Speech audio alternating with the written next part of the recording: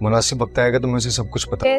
हाँ मगर फिर भी देखो, जब तक तुम्हारा इलाज मुकम्मल नहीं हो जाता, सेहत मेरी बात सुनो प्लीज, एक दफा मेरी पूरी बात हो जाती, तुम्हें ट्रैवलिंग की इजाजत नहीं हो। लेकिन मुमानी के मुंह से एक लफ्ज माजरत का नहीं निकला। ड्रामा सीरियल जमा तकसीम का आने वाला एपिसोड बहुत ही इंटरेस्टिंग होने वाला है।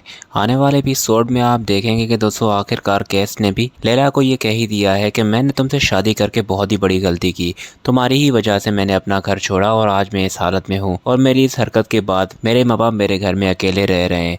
तो लैला उसे कहेगी कि तुम हर बात का ब्लेम मुझे क्यों कर रहे हो, मैंने थोड़ी उन्हें अकेला किया है, तुम्हारे बाद तुम्हारे दूसरे भाई भी घर को छोड़ चुके हैं, उनका भी उतना ही कसूर है, उन्हें तो परवाह नहीं है किसी की, तुम हर बात का जिम्मेदार मुझे ठहरा रहे हो।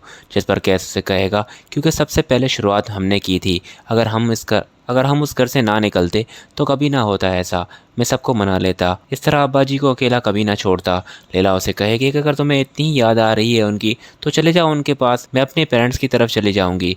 जिस पर वो उसे कहेगा कि तुम तो अपने पेरेंट्स की तरफ चली जाओगी, पर मैं कैसे जा सकता हूँ अब्बा जी की तरफ, वो तो मेरी शक्ल नहीं देखना चाहते। लैला उसे कहेगी कि फिर तुम्हें जो करना है जाकर करो, और फिर ये कहकर वो दरवाज़ा बंद कर देगी। उसके बाद नेक्स्ट सीन में आप देखेंगे कि कैस को बहुत ही परेशानी होगी कि वो किस तरह से जाए अपने अब्बा जी के पास, और फिर आप देखेंगे कि वो अब्बा जी के पास जाएगा भी तो वहाँ पर उसकी माँ उसे देखकर रोने लगेगी। जिस पर कैस का अब्बा जी जो होगा वो आकर उसे कहेगा कि तुम यहाँ पर फिर से आ गए हो, अगर इतनी ही परवाह थी हमारी तो क्यों छोड़ा था घर, ये सब कुछ तुम्हारी वजह से हुआ है, उन दोनों से तो मुझे यही उम्मीद थी, पर तुमने तो अपनी बीवी की बातों में आकर घर ही छोड़ दिया। कैस अपने अब्बा जी को कहेगा कि आप प्लीज़ मुझे माफ़ कर दें, मुझसे खफा ना हो, मुझे खुद से अलग ना करें, मैं आपके बगैर नहीं रह सकता, आप लोगों ने अपना क्या हाल कर दिया है, अब मैं यहाँ से कहीं नहीं जाऊँगा। पर अब्बा जी जो होगा दोस्तों वो उसे कहेगा कि चले जाओ यहाँ से, मुझे तुम्हारी शक्ल नहीं देखनी।